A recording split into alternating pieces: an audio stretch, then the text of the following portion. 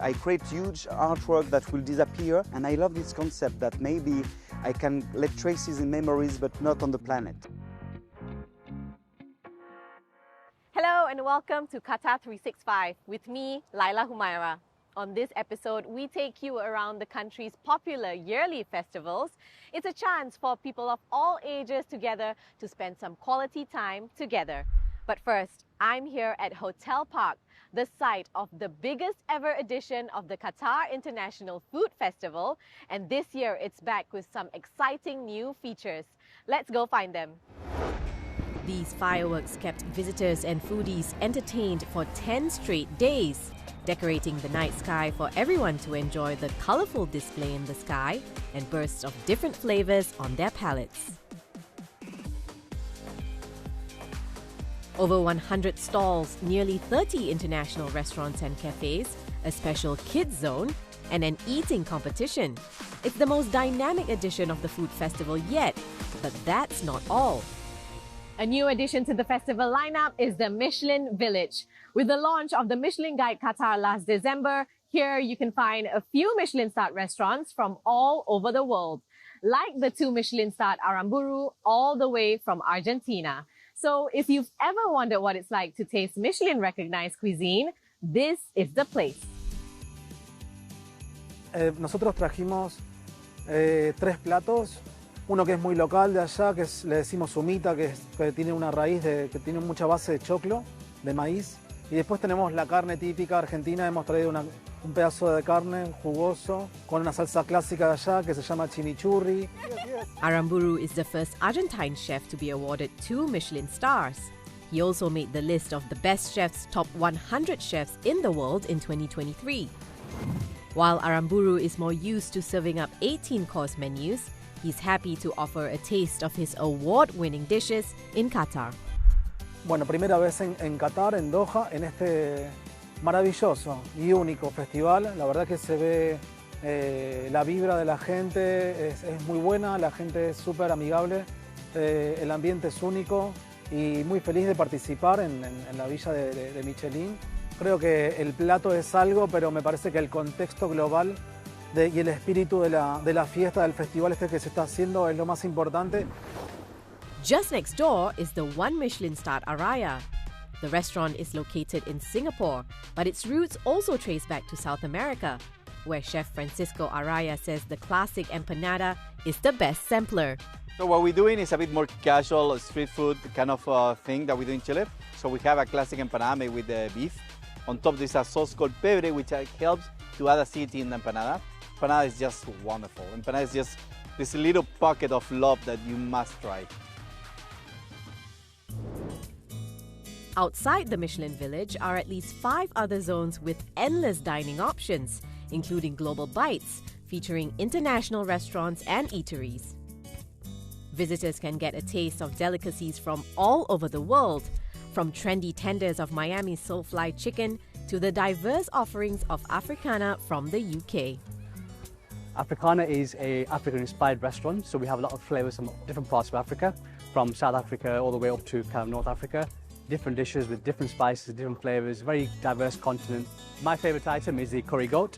It's seasoned mutton curry with jollof rice and plantain, a must try for everybody. We also have peri wings with Africana signature sauce and chicken tenders, so a diverse range of items, but I think the curry goat for me is probably the most important. Meanwhile, Soulfly Chicken started as a food truck roaming around the streets of Miami in 2021. Since then, Chef Raul Cunningham says the love for fried chicken and Southern cuisine has gone global. It's the way of the world. Again, fried chicken is comforting in many fashions. It's something that you would sit down and have as a family meal. It's something that's labor intensive. So now being able to offer it to people, you know, on the go, it's spreading the love. Soulfly is also trying to change the image of fried chicken as an unhealthy meal, using a sound wave technology cooking method so patrons can enjoy the food without worrying about the weighing scale. We're using technology that allows our chicken to be 30% less calorie and 30% less fat, oil. And the soul is the seasoning and the methods that we go into marinating and frying our chicken. That put my mind at ease as we sample Soulfly Chicken's signature dishes, the juicy chicken tenders and the classic chicken sandwich to cap off the evening. As the saying goes, a full stomach makes for a happy heart, and Soulfly Chicken hopes to win enough hearts and taste buds in Qatar to come back for good. That's what the joy is about it. In hopes, in some time in the future that we can actually be based here, where it's not something that you have to wait until we come to a food festival for. It's something that you guys will be able to have year round.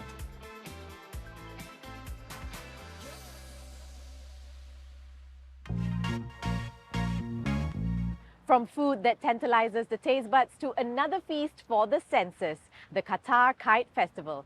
Joanna Hoos visits the Old Doha port for a dazzling display of artistry in the air and on the ground.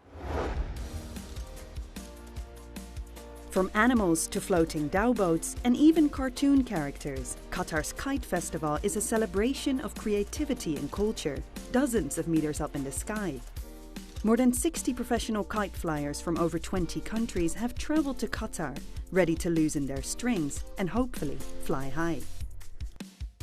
I'm from Germany, born in Hamburg, and I love to fly kites since I was a very young boy, let's say 11 years old, and until now I fly my kites all over the world. It's a sport, of course, having the skill of flying a kite, but we are all kite makers as well. So besides flying the kite, we make our kites ourselves, and of course every kite flyer has special designs, so it's a mixture of art and sport. Kites of all shapes and sizes grace the skies above the Old Doha port this festival. But for Wolfgang, the kites he loves most are those replicating animals in their natural habitats. Fish out of water, so to speak, swimming sky high. I have many kites. Mostly I like kites who fly in the air and do the shape like they be in their own water or air. So when they fly in the air, they look like they fly in their own natural environment. So I have a shark, I have many fish or a squid, so when they fly in the air, it looks like they fly in their own water. As well as looking up, friends and families visiting the Qatar Kite Festival are also encouraged to look down, as there is plenty to see here on the ground. The world-renowned French-Swiss artist known as Sype has turned the grass in the Old Doha port into a canvas for one of his signature giant artworks. An eco-friendly painting that is so big, it's actually best seen from the sky.